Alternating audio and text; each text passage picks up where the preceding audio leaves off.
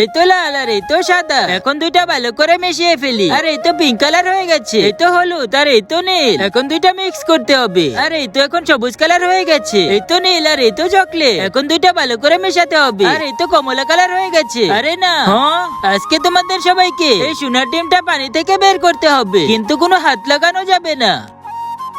হ্যাঁ ঠিক আছে স্যার, প্রথমে তো আমি বের করব। এই তো হয়ে গেছে। আরে না হয়নি, এখন আমি করব। আরে এই তো হয়ে গেছে। আরে তোমারটাও হয়নি। আরে না, আরে আমিও তো পারি না। কিন্তু স্যার তো একদিন বলেছিল।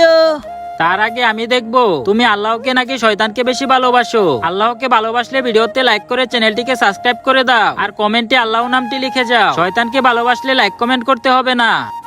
আরে স্যার, ডিমটা পানি থেকে কিভাবে বের করব? যখন আমরা পানির মধ্যে লবণ দিয়ে দিব তখন ডিম উপরে চলে আসবে। আইডিয়া, স্যার যেভাবে বলেছিল আমিও তো সেটাই করব। সবগুলো লবণ পানির মধ্যে ভালো করে ঢেলে দে। লবণ দেওয়া হয়ে গেছে, আর এই তো ডিমটা উপরে চলে এসেছে। সবাই ভিডিওতে লাইক করে দাও।